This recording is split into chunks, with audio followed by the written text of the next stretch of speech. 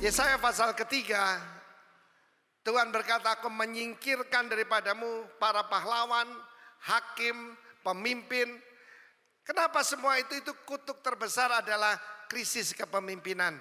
Dari apa Anda yang lihat pada pilkada, pilgub, saudara tahu Indonesia tidak kekurangan kopra, tidak kekurangan beras, kekurangan pemimpin. Karena itu gereja harus melahirkan kingdom leaders. Amen. Lalu kemudian Yesaya pasal 3 dikatakan, kenapa Yerusalem hancur, ruin, runtuh? Ada sebabnya, saudara. Sebabnya karena tidak menghargai kehadiran Tuhan. Kehadiran Tuhan, the glory of His presence. Coba lihat ini. For Jerusalem is ruined and Judah is fallen, because their tongue and their doings are against the Lord, to provoke the eyes of His glory.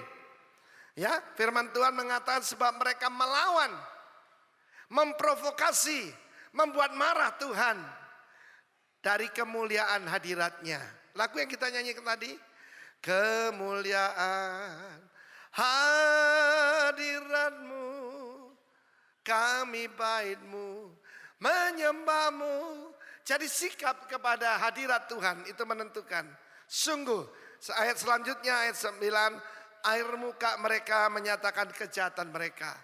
Dan seperti orang Sodom, mereka dengan terang-terangan menyebut dosanya. Sejak LGBTIQ di Amerika, nggak enaknya itu pas ulang tahun saya, saudara.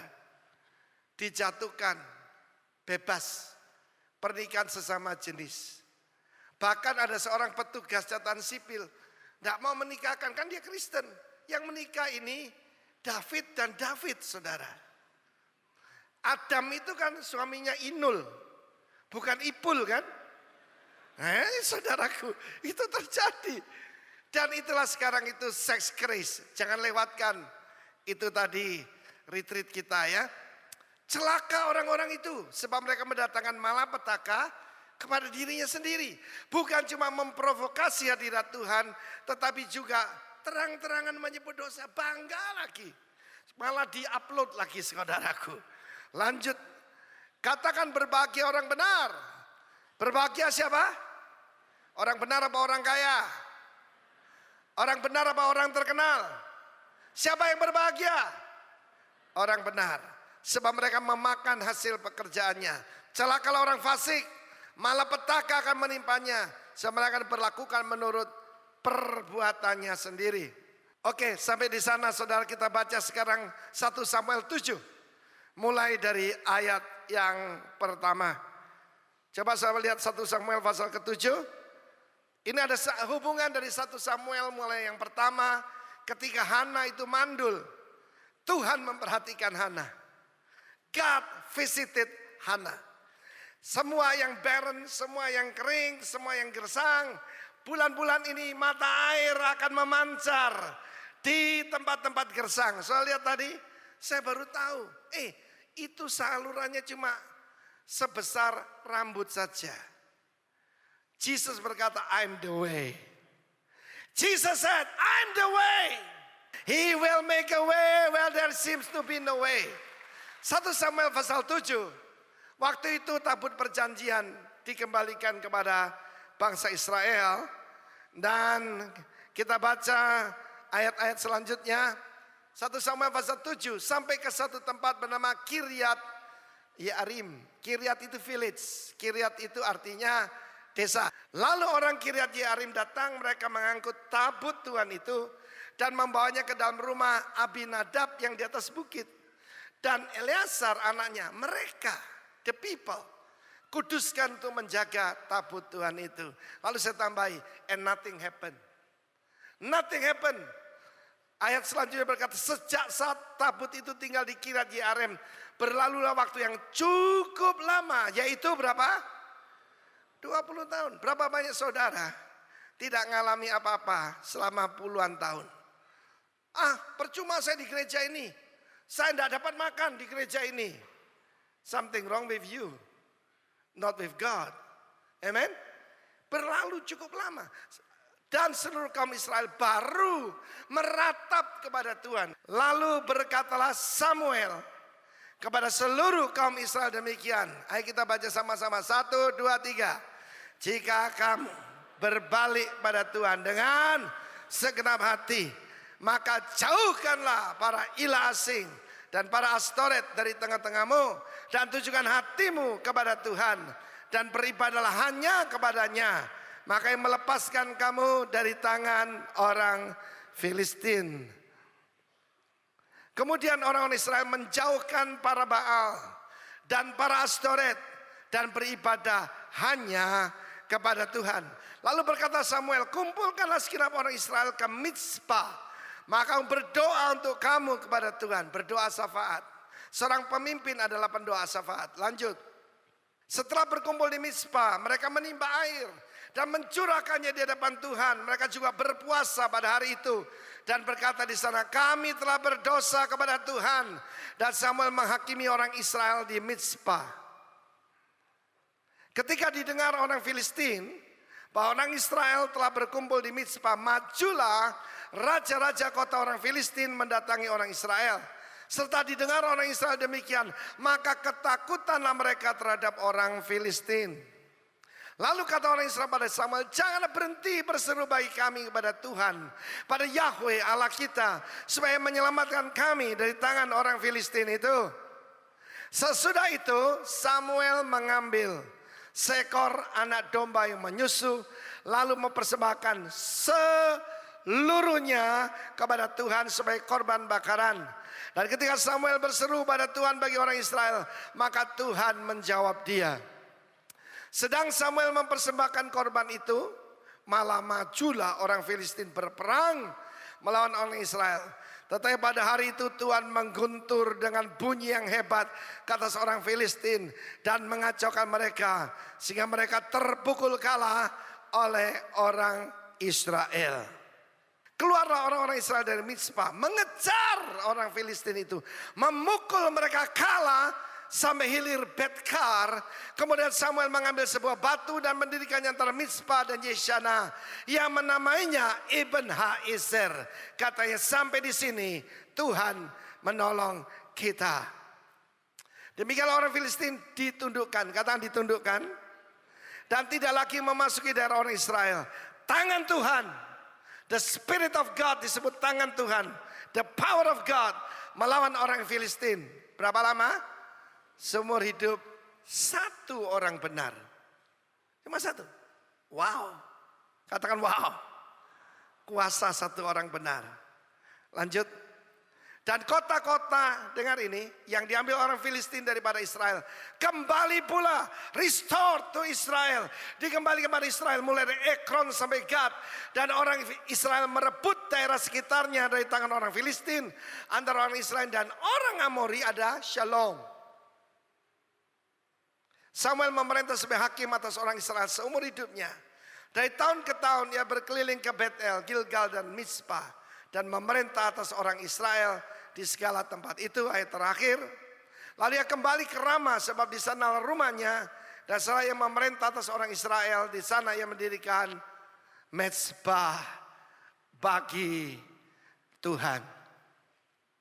Tuhan berkata, you provoke the eyes of my glory. Engkau membuat marah aku dengan sikapmu kepada kehadiranku. Saudara, kita melihat di sini bagaimana pada zaman itu keimaman yang korup. Seperti sekarang. Banyak sekali anak-anak hamba-hamba Tuhan malah mempermalukan Tuhan. Kalau saya bilang hamba Tuhan, bukan cuma yang pendeta sepenuh waktu. Itu perjanjian lama. Tetapi setiap orang percaya, anak-anaknya harus menjadi buah yang mempermuliakan Tuhan.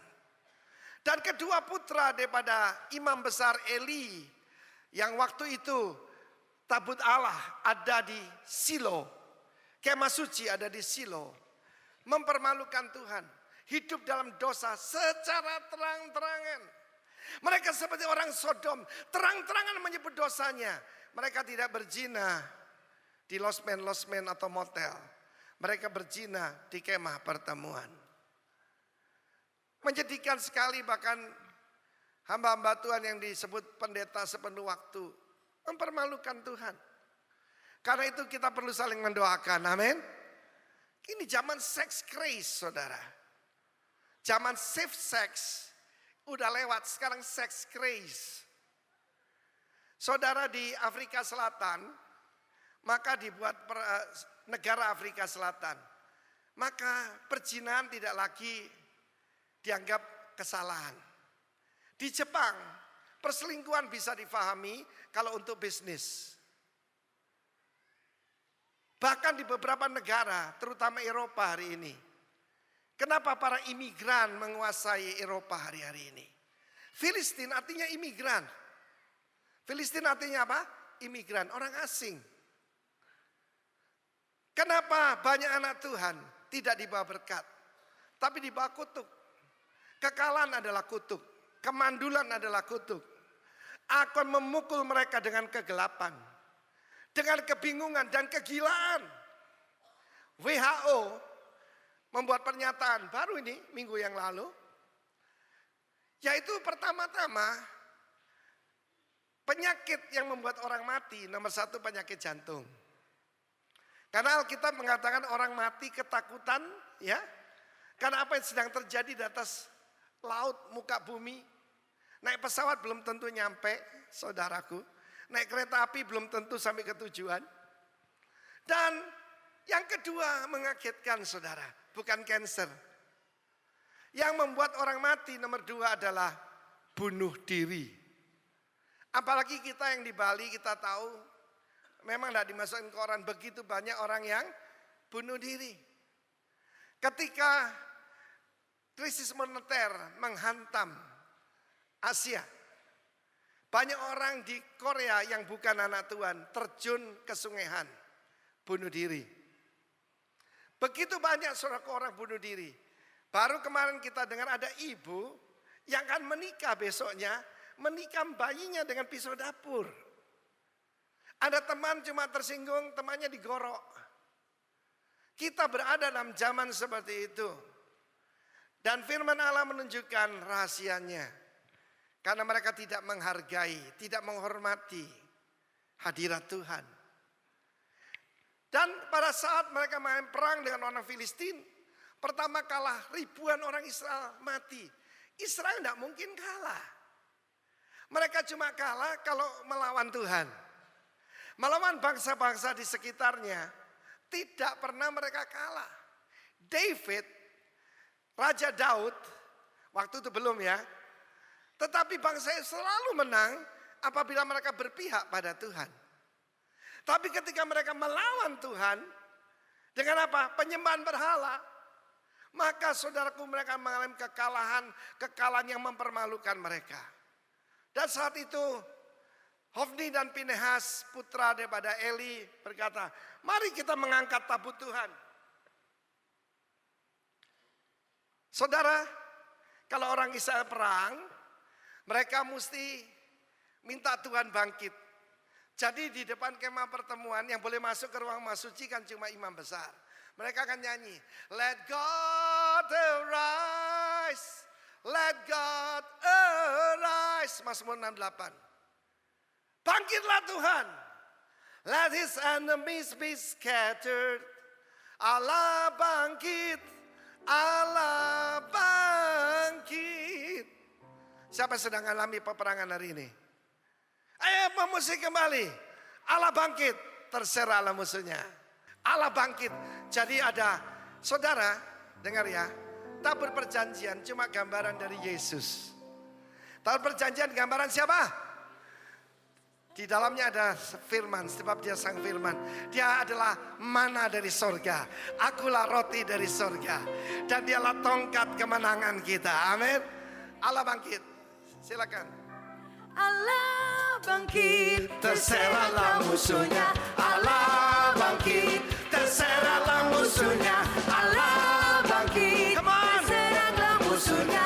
Allah, Allah Bangkit. Allah bangkit. Terserahlah musuhnya. Allah Pacar bangkit. kecil juga mereka. musuhnya, Allah bangkit. Terserahlah musuhnya, Allah, Allah bangkit, Allah bangkit, terserahlah musuhnya, Allah bangkit, terserahlah musuhnya, Allah bangkit. Terserahlah musuhnya, Allah, Allah bangkit. Yesus bangkit, Yesus bangkit. Terserahlah musuhnya, Yesus bangkit. terserahlah musuhnya, Yesus bangkit. Terserahlah musuhnya, Yesus, Yesus bangkit, Yesus, Yesus bangkit, Yesus, Yesus bangkit. Silakan duduk.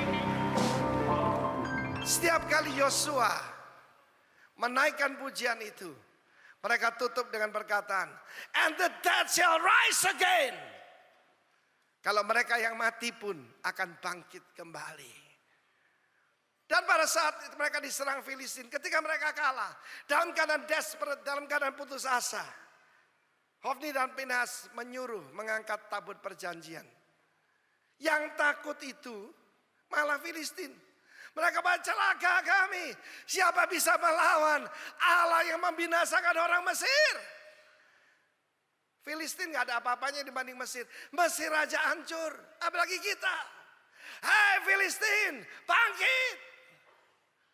Dan orang Israel dipermalukan. 30.000 orang mati. Termasuk Hofni dan Pinhas. Ketika berita itu sampai kepada imam besar Eli, dia jatuh mati sebab kena serangan jantung. Dia terlalu banyak babi guling. Ya orang Israel tidak makan babi ya. Tetapi saudaraku dia overweight, 98 tahun usianya. Dengar berita itu mati. Dan tabut perjanjian dibawa ke kuil daripada Dagon. Itu trofi kemenangan mereka atas Israel. Ketika ditaruh di kuil daripada Dagon, apa yang terjadi? Mereka buka pintu, Dagonnya sujud, saudara. Waduh, jangan kasih tahu siapa-siapa. Diberdirikan lagi. Besoknya kepalanya terpotong, tangannya dan kaki terpotong, tinggal badannya. Sejak saat itu mereka tidak menginjak pintu itu lagi. Yang saya mau sampaikan pada saudara, bahwa orang di luar kita lebih menghormati hadirat Tuhan daripada umat Tuhan. Ketika mereka mengalami itu, mereka pada celaka dipindahkan ke kota lain. Begitu mereka pindah kota lain, ketika tabut itu di tempat mereka, apa yang terjadi? Bukan berkat tapi kutuk. Kamu akan terkena penyakit yang kamu tidak bisa sembuh. Kamu akan mengalami kegilaan, kehilangan akal. Engkau meraba-raba seperti dalam gelap sekalipun siang hari. Engkau terkena penyakit yang daripadanya engkau tidak bisa sembuh. Engkau mengalami kemandulan, kegilaan, kehilangan akal, kegelapan. Engkau menyebar benih dan engkau mau pulang sedikit. Periksa keadaanmu. Mereka pindahkan ke kota lain. Dan apa yang terjadi? Seluruh tubuh mereka tumor yang berdarah. Bahasa Inggris lama emerald, bahasa Inggris baru hemoroid. Nggak ngerti hemoroid, saudaraku. Itu adalah penyakit dari kutub selatan yang keluar darah, saudara. Apa itu? Wasir. Ambeien. Tapi seluruh tubuh. Bukan cuma itu, ladang mereka disikat oleh tikus. Tikus datang dari mana-mana. Dipindahkan kota lain. Jangan. Asalnya trofi. Sekarang mengundang amarah Tuhan. Lalu mereka berkumpul setelah 7 bulan. 7 bulan mereka sadar. Kalau saudara menghadapi keadaan seperti itu, kekalahan itu tidak wajar. Kemandulan tidak wajar. Kegilaan tidak wajar. Perceraian terus-menerus dalam keluargamu tidak wajar. Mereka sadar. Ini tangan dari Tuhan Allah Israel. What shall we do? Mereka tanya para pemimpin mereka. Sebab kalau orang diberkati, diberkatilah engkau di kota maupun di desa. Diberkatilah adonanmu. Diberkatilah kandunganmu. Engkau jadi kepala bukannya ekor. Engkau akan menghadapi musuh satu jalan menghadapi engkau, bertujuh jalan dia akan lari daripadamu. Dan juga engkau jadi kepala bukan ekor, engkau terus naik dan tidak turun. Hari ini kalau orang Filistin terus naik dan engkau terus turun, something wrong. Itu hidup di bawah kutuk, bukan hidup di bawah berkat. Kalau engkau harus meminjam hanya untuk makan, itu juga tidak beres.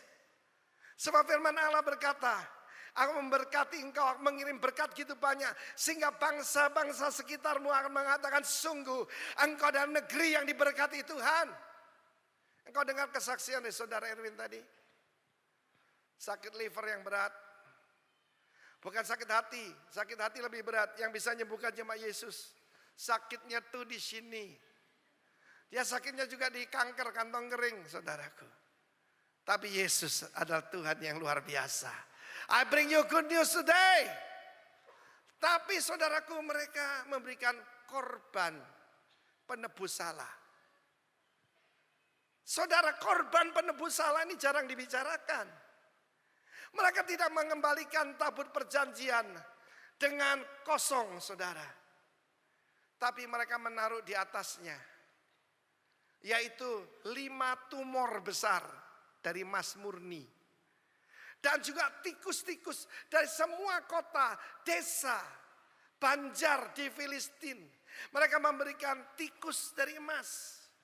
Dan mereka menaruhnya di tabut perjanjian sebagai korban penebus salah.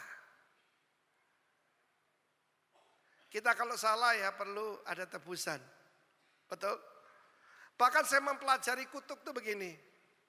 Suami yang paling baik dari antara akan mendadak jadi jahat. Akan keras pada istrinya. Dan istri yang paling baik akan jadi pemberontak. Itu kutuk, saudara. Sebab firman Allah mengatakan, orang benar akan memakan hasil dari tangannya. Dan mereka membawa katakan tabut perjanjian, ditaruh di atas kereta. Kereta yang baru. Mereka tidak tahu banyak dari firman Tuhan. Tapi paling sedikit mereka menghormati Tuhan Allah Israel. Lalu ditarik oleh 2 induk lembu yang sedang menyusui. Induk lembu yang sedang menyusui tidak mungkin dipisahkan dari anaknya, kan? Tidak mungkin dipisahkan dari anak lembu. Tetapi mereka berkata, kalau ini Tuhannya Israel, itu pencipta langit dan bumi, maka tanpa menoleh lembu akan berjalan terus. Dan betul, berjalan terus kurang lebih 20 mile, 30 kilometer. Tidak noleh kiri maupun kanan, terus ke depan. Kok lembu lebih baik dari manusia ya? Manusia tuh suka noleh-noleh begini, saudaraku. Para suami, loh kok diem, saudaraku? Dan ketika sampai di sana, sampailah mereka ke satu tempat bernama Bet Shemesh. Bet itu rumah, Shemesh itu matahari. Dari mana ada Samson, sunlight seperti matahari. Dan ketika orang Bet Shemesh melihat ada tabut perjanjian, perhatikan ini. Mereka membuka tutupnya, saudara. Untuk melihat, ingin tahu apa yang ada di dalam. Dan Tuhan menghajar mereka, 70 pemimpin mati. Dalam Alkitab 70 itu ukuran daripada sebuah dewan. Sanhedrin 70 orang. Murid Yesus 70. Yang 12 rasul utama, 12 government. 70 itu memerintah bersama dengan Tuhan. Mati. Bet Shemesh begitu kecil. Penduduknya cuma ratusan. Bayangkan kalau 70 pemimpinnya mati. Di Nehemia 3 nanti baca di rumah. Aku menyingkirkan daripadamu para hakim, para jenderal, para warrior, orang-orang hebatku singkirkan daripadamu. Sebab apa? Engkau tidak menghargai kemuliaan hadiratku. Mereka mati, saudara. Apa yang ada di dalam tabut itu masih ingat? Ada 3 benda. Pertama, 2 loh batu. Ini loh batu yang kedua, sebab yang pertama dihancurkan. Lambang pemberontakan kepada firman Allah. Dengan satu voting dari hakim agung di Amerika, maka beberapa negara bagian sebagian besar mengizinkan pernikahan sesama jenis. Serem saudara. Adam mestinya sama Inul, bukan dengan Ipul, ya kan? Loh, kok diam saudaraku? Mereka terang-terangan menyebut dosanya. Pada zaman Obama, apa yang terjadi saudaraku? Dihiasilah White House dengan warna pelangi. Pelangi itu sebetulnya kan perjanjian Tuhan, tapi ini pemberontakan. Pemberontakan. Dan WC tidak boleh lagi pria wanita, cuma di sini prince and princess. Tidak ada jenis ketiga. Amin. Prince and princess. Saudara yang kasih, minggu lalu saya ngajarkan the way of the eagle in the sky. Kita harus mengerti jalan-jalannya Tuhan. Bukan the way of the serpent. Bukan jalan ular saudara. Tapi jalan daripada Raja Wali. Kemudian pada saat itu dibawalah mereka ke Bet Shemesh. Tabut ini sampai ke Kiryat Yearim. Dari Kiryat Yearim mereka itu tidak mengikuti perintah Tuhan. Seharusnya mereka tanya, yang boleh melayani Tuhan di depan tabut perjanjian hanya keturunan Harun. Tapi sembarangan orang. Sekarang di zamannya hamba Tuhan itu sembarangan saudara. Ngerti firman Tuhan juga kurang. Ya, oh asal aja. Ya, oh kan gampang buka gereja. Cuma sewa tempat, ada alat musik, ada yang nyanyi, ada persembahan, ada khotbah sedikit. Dan ketika tabut itu ada di tempat Abinadab, putranya mereka, ini bukan lagi kerajaan saudaraku, ini demokrasi. Siapa ya yang jadi imam ditunjuk aja sembarangan. Hari ini sedang terjadi. Bukan cuma corrupt priesthood, tetapi juga ngawur priesthood saudaraku hari-hari ini. 20 tahun, nothing happen. Yang mereka alami tetap sama, ditindas oleh Filistin. Orang asing menaiki tangga, engkau turun tangga. Orang lain meminjamkan uang padamu, engkau yang meminjam. Suami yang tadinya baik jadi jahat. Istri yang tadinya baik jadi pemberontak. Anak-anak membentak-bentak orang tua. Menyebut dosa dengan terang-terangan. 20 years. Perhatikan ini. Filistin sadar setelah 7 bulan. 20 tahun baru Israel sadar. Satu generasi berapa tahun? 40 years. Setengah generasi. Tidak sadar. Itu karena dosa. Bukan tangan Tuhan kurang panjang untuk menolong kita. Apa telinganya dia itu tuli sehingga tidak mendengar cerita kita. Tapi dosa kita merupakan penghalang. Merupakan jarak antara Tuhan dengan kita. Ini saatnya untuk periksa diri saudaraku. Lalu muncullah Samuel. Satu orang benar. Dan kepada Samuel yang sedang dibangkitkan, ingat ya. Tidak ada hamba Tuhan instan sekarang. Instant cafe ada, instant noodle ada. Tapi tidak ada instant servant of the Lord. Tidak ada. Dia dibesarkan. Yaitu mulai kecil. Dia ada waktu mulai remaja. Sampai usia kurang lebih 20 tahun. Dan Tuhan memberikan firman-Nya lewat Samuel. Tapi dia mesti tunggu 20 tahun lagi. Usia 40. Usia 40 tahun. Saya menunggu 10 tahun sampai dipanggil Tuhan sepenuh waktu. Saya bertobat tahun 79, 89 saya dipanggil ke sini. Dan saya masih menunggu. Kita 28 tahun ini di Bali. Saya menunggu the greatest revival di Pulau Bali, saudaraku. Saya punya alasan dengar, saudara. Suku mana di Indonesia yang paling menghormati yang dia sembah? Suku Bali. Ada berapa saudara suku Bali? Angkat tangan, angkat tangan, angkat tangan. Masih sedikit, masih sedikit. So perhatikan, untuk tempat penyembahan, ya, untuk pelinggi mereka, untuk yaitu pura kecil ataupun apa, mereka berikan yang terbaik.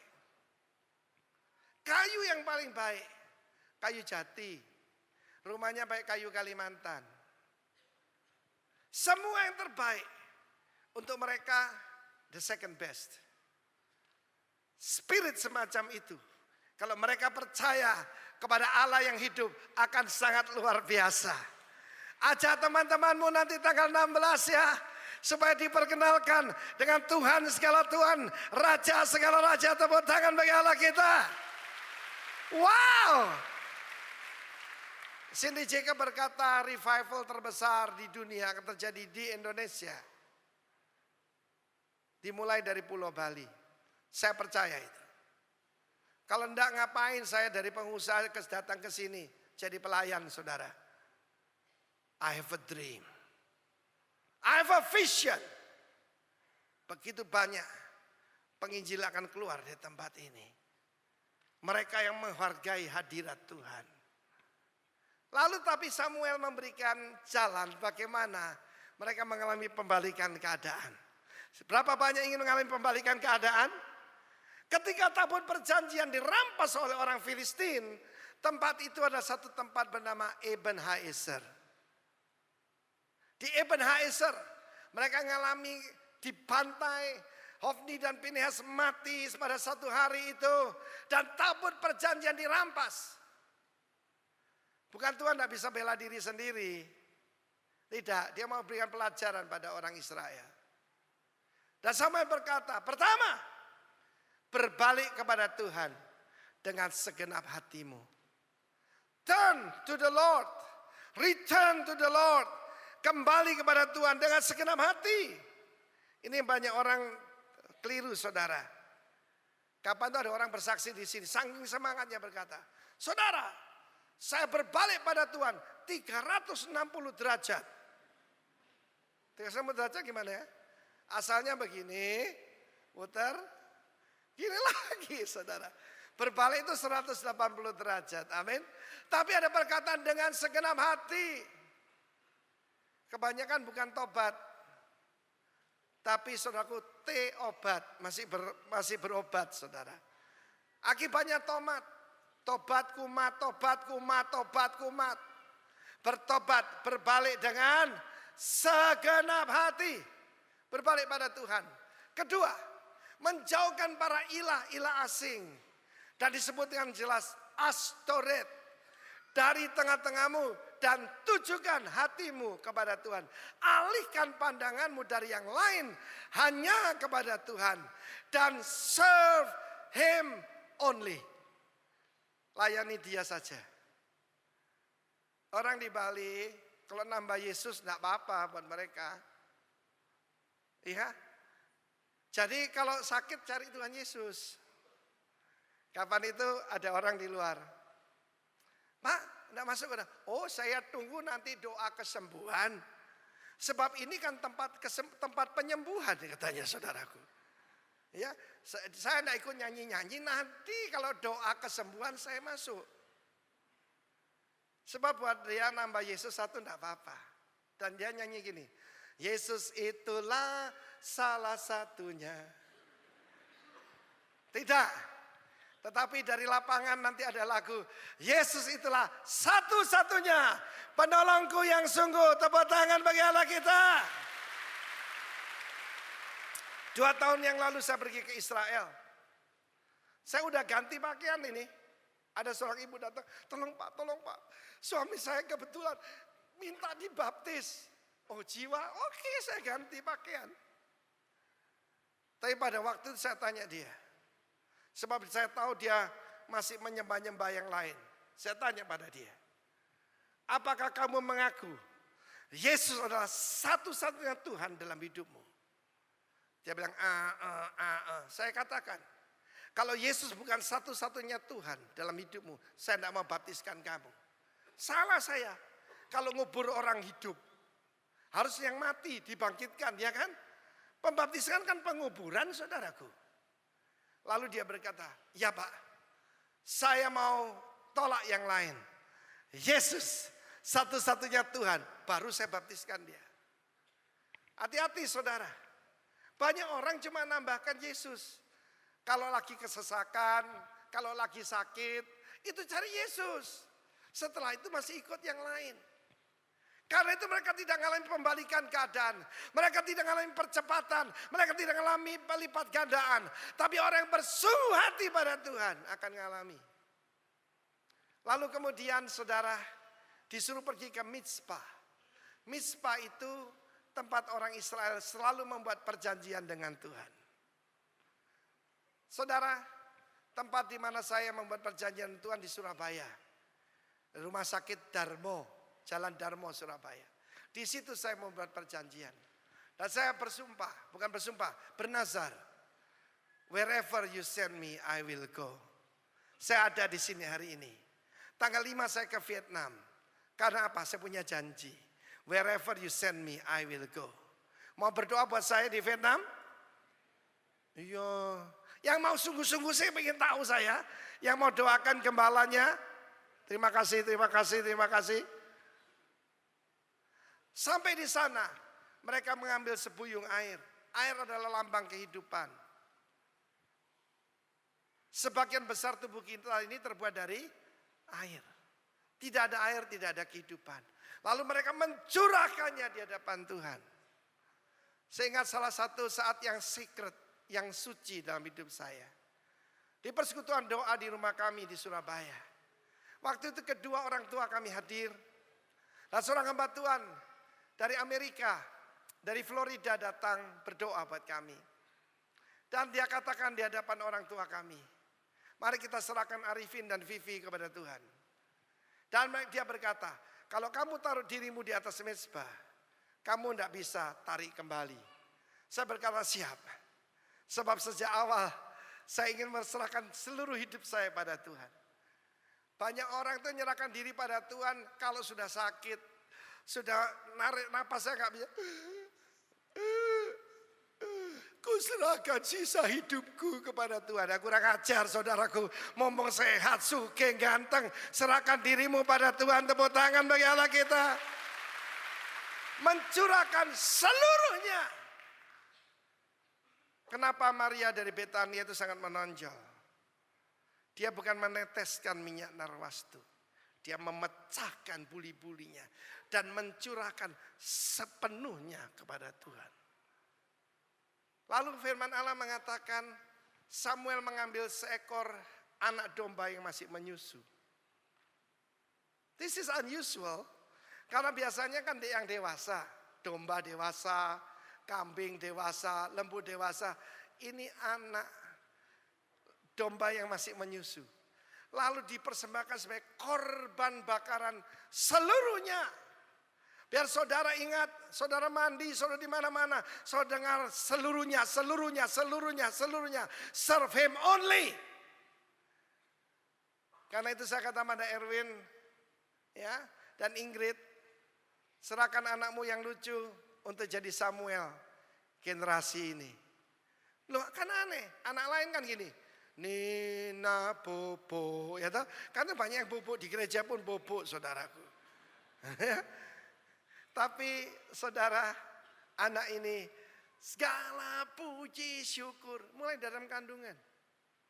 Tadi Erwin cerita, ketika di foto 4 dimensi, anak ini malu-malu kucing. Lalu mama bilang, anak ganteng, ayo dong mau difoto. Dia begini, ketika dinyanyikan lagu segala puji syukur, betul ya? Dan kalau rewel nyanyikan segala puji syukur. Yang lain kan gini. Ami, melalang kupu-kupu. Siang makan nasi, kalau malam ini cucu. Karena itu tidak dewasa-dewasa saudaraku. Ada hubungan antara korban bakaran seluruhnya dengan pemulihan keadaan. Saya ulangi sekali lagi. Ada hubungan antara korban bakaran seutuhnya dengan pembalikan keadaan. Amin. Bukan nyogok Tuhan saudara. Tuhan itu kaya. Tuhan berkata gini, kamu mau kasih apa padaku? Aku memiliki jutaan ternak di ribuan gunung. Kamu beri apa padaku? Aku bukan suka sate kambing. Tapi Tuhan mau hati kita. Curahkan air itu. Berikan korban itu. Lalu Filistin datang menyerang. Saya jamin, ketika saudara hidup dalam kebenaran, Filistin akan menyerang. Justru ketika korban diberikan, menyeranglah Filistin. Tapi pada saat itu, Samuel berseru kepada Tuhan. Ini penting ini. Banyak orang itu kalau doa itu gini. Ya Tuhan, kalau mau sembuhkan ya sembuhkan. Nah mau sembuhkan ya udah. Ingat saya pernah cerita, ada anak Papua datang ke romonya. Ya, romonya orang Jawa, saudara ya. Di Papua sana, bawa anjingnya, saudaraku. Anjingnya sakit. Romo, tolong doakan, ya, anjing kita. Terus romonya, ini kok anjing minta doakan? Dia doa gini, suasu, arep urip-urip, arep modar-modaro. Jing anjing, mau hidup hiduplah, kalau mau mati matilah. Anak ini jangan bilang orang Papua bodoh, dia punya photographic memory. Zat, dia tangkap itu. Dia kira ini mantra ampuh. Anjingnya sembuh saudaraku.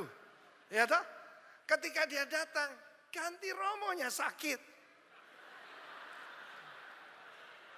Dan dia doa buat Romo. Apa doanya? Suasu, Arab urip-uripo, Arab modaro. Yang aneh karena keluar dari hati yang tulus, romonya pun waras saudaraku. Tetapi ini yang kurang dari pembalikan keadaan. Engkau tidak berseru pada Tuhan. Samuel cry out to the Lord. Karena Tuhan izinkan Filistin dalam hidup kita. Supaya kita berseru-seru pada Tuhan.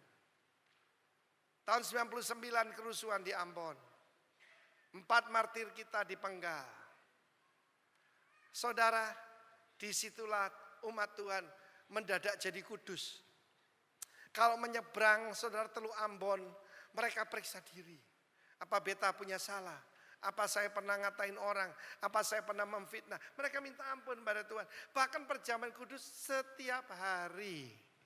Begitu ada mulai tenang tahun 2000-an saya pergi ke Ambon. Dan saudara ketika mereka berdoa, mereka tidak bisa berhenti. Saya masih ingat ada seorang gadis di balkoni. Dan dia betul-betul saudaraku menjerit kepada Tuhan. Dan penyembahan tidak bisa berhenti. Tidak bisa. Lalu kemudian sekarang Ambon sudah makmur kembali. Apinya padam. Jadi terima kasih juga kalau ada Filistin. Itu dari Erwin bukan cuma ngalami yaitu kemandulan. Dia ngalami hampir mati. Jadi 17 cm gede saudara. Hampir serosis. Kanker. Dengar serosis. Wah! Dan Tuhan menjawab. This is the good part. Dan Tuhan menjawab. Saya mau beritahu saudara. Tuhan menjawab. Bukan karena kita baik. Tetapi karena Yesus yang baik. Yesus yang sudah melakukan. Tepuk tangan bagi Allah kita. Apa isi dari tabur perjanjian? Sekali lagi. Pertama, pemberontakan pada firman Tuhan. Kedua, itu adalah bokor emas berisi mana. Mana itu lewat 1 hari busuk saudara. Dan Tuhan berkata, nanti hari ke-6 itu Jumat. Aku memberikan 2 kali lipat. Kamu tidak usah kerja nanti Sabtu. Tidak usah ngumpulkan. Ada orang ngumpulkan banyak. Lebihnya jadi ulat. Tidak usah bertengkar saudara. Lebihnya jadi ulat saudara. Pemberontakan kepada penyediaan Tuhan. Satu hari Pendeta Yonggi Cho bersaksi. Biasanya dia sangat admire istrinya. Istrinya ikut dia mulai dia itu sakit hampir mati. Lalu cuma di kemahnya, tendanya tentara yang masih bocor-bocor. Setia sampai jadi pendeta hebat. Tapi waktu dia pulang, dia lihat istrinya. Loh kenapa saya menikah dengan wanita sejelek ini? Dia merasa istrinya tidak pantas buat dia. Ketika pikiran itu datang, untung Roh Kudus menolong. Langsung, dia ingat, ini pasti setan ini. Yaitu memberontak kepada penyediaan Tuhan. If you don't have what you want what you have. Amin. Engkau tidak bersyukur buat mobilmu yang tidak merongrong. Engkau lihat ada mobil mengkilat, menyalip kamu. Saya pantasnya dapat mobil seperti itu. Tidak seperti ini. Hati-hati. Mereka berkata, aku muak kepada mana ini. Dan hukuman Tuhan datang. Datang ular kobra. Mungkin bukan ular kobra datang padamu. Virus datang padamu. Bakteri datang padamu. Lalu ada satu lagi. Yaitu tongkat Harun yang berbunga. Gambar tadi saya kira kurang cocok. Karena itu cuma tongkat biasa. Seharusnya itu tongkat yang tentu saja tongkatnya pemimpin dan biasanya diukir, saudara. Diukir apa? Diukir tahun sekian saya ditolong Tuhan, tahun sekian saya dipakai Tuhan seperti ini. Jadi tongkatnya itu khusus. Dan tongkat itu adalah kayu yang sudah mati, bukan? Udah berpuluh-puluh tahun. Tetapi ketika ditaruh di depan tabut perjanjian, di kemah suci, keluar. Bahkan bukan cuma daun, tapi buah badam. Daun dan buah badam. Apa artinya, saudaraku? Ketika mereka melihat tongkat itu gambaran pemberontakan kepada otoritas Allah. Anak melawan orang tua. Suami melawan, istri melawan suami. Atau suami melawan pemimpin rohani. Salah satu sport paling bahaya, ngata-ngatain hamba Tuhan. Udah dengar belum tentang Pak Arifin? Jasnya itu dari mana? Tidak pantas dia pakai sepatu baru. Mestinya sepatu yang bolong-bolong begitu. Supaya bisa bernapas. Pemberontakan pada otoritas Tuhan. Satu kali ada seorang ibu. Ibu ini saya lihat penampilannya businesswoman yang serius. Dia mengejar saya. Pak Arifin, tolong doakan saya. Saya cuma berpaling pada dia dan berkata, tunduklah pada suamimu. Dia tertegun, lalu dia menangis. Betul, saudaraku. Karena suaminya pegawai di bank. Dan dia ini kontraktor meneruskan usaha orang tuanya. Penghasilannya jauh sekali. Dia tidak mau tunduk pada suaminya. Sejak saat itu pendarahan tidak berhenti, saudara.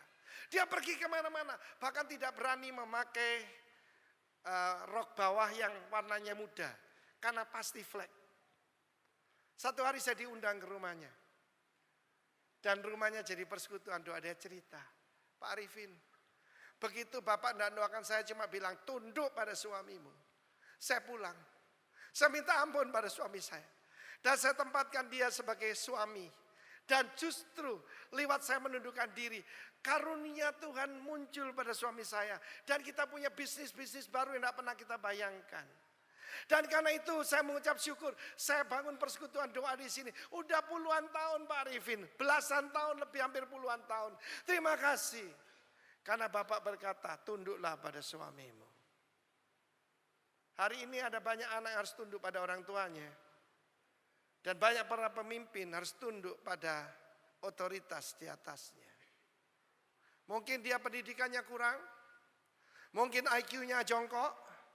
Tapi kalau Tuhan taruh di atasmu, jangan coba berontak. Jangan coba-coba berontak. Ketika benda itu menggambarkan pemberontakan umat Allah. Dan apa yang terjadi pada mereka? Mati. Mari kita diam sebentar. Kita izinkan Roh Kudus memeriksa hati kita. Satu orang benar seperti Samuel. Firman Allah mengatakan, mereka menundukkan orang Filistin. Bangsa budak menjadi bangsa pemenang. Dan mereka rebut kembali kota-kota yang dikuasai Filistin. Saya tidak tahu kota apa yang dikuasai Filistin dalam hidup saudara. Mungkin keuangan saudara, mungkin kesehatan saudara, mungkin istrimu, mungkin anakmu, mungkin suamimu dikuasai oleh iblis. Tapi ada kabar baik, ketika engkau memberikan korban sepenuhnya, maka Tuhan mengguntur dari langit dan memberikan kemenangan. Mereka mengalami damai seumur hidup Samuel. Semua kepala keluarga, pastikan Anda dan saya hidup benar. Dan keluarga kita akan mengalami shalom. Bahkan dengan musuh mereka terjadi perdamaian. Orang Israel dan orang Amori berdamai.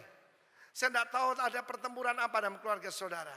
Mungkin anak dengan menantu, dengan ibu dengan anak menantu perempuan dan sebaiknya. Akan ada shalom dalam keluarga saudara. Akan terjadi pembalikan keadaan. Saya dengar satu kali ada seorang ibu. Ibu ini asal dari keluarga sederhana di Surabaya. Dan mertuanya itu sangat kejam pada dia. Sangat dibedakan dengan iparnya yang berasal dari keluarga kaya. Dan dia setiap kali perayaan Imlek dapat bagian paling tidak enak saudara. Menjabuti bulu babi. Keluarga ini suka kilbi. You know kilbi? Sekele babi. Dan itu harus dijabuti bulunya. Ini paling tidak enak saudara. Tapi dia yaitu selalu mengalami tekanan dari mertuanya. Tapi kemudian dia bertobat saudara. Karena bertobat maka seperti tadi anaknya Erwin sukacita. Kalau biasanya dia merengut dan dia nangis. Ya mengapa aku begini. Kan begitu ya. Tapi sekarang lain saudaraku. Dia ikut persekutuan kita sambil jambuti kilbi saudara. Bulunya kaki babi. Dia nyanyi. Segala puji syukur hanya bagimu Tuhan. Mertuanya melihat dari balik tembok. Tuhan menempelak mertuanya. Iya kenapa saya kok jahat sekali sama dia. Non, dipanggil mama. Wah diapain lagi sampai dimaki-maki. Tapi saudara ketika masuk kamar. Dikunci saudara. Cerak, waduh diapain saya ini. Lalu mertuanya minta maaf saudara. Minta maaf ya. Aku baru sadar anak saya itu ya untung dapat kamu. Lalu sebentar ya. Dia buka lemari. Dia kasih satu set perhiasan berlian. Dan dia bersaksi, from kilby to diamond, saudaraku. Amin. Ada yang mengalami penganiayaan, penindasan oleh Filistin. Tuhan akan merubah jadi shalom. Tepuk tangan bagi Allah kita. Tepuk tangan yang meriah. Hormati hadirat Tuhan. Saya mengalami dalam hidup saya. Kalau kita menyadari selalu hadirat Tuhan, hidup kita akan mengalami kemenangan demi kemenangan. Dan lembah air mata, lembah baka menjadi mata air. Tepuk tangan sekali lagi bagi Tuhan.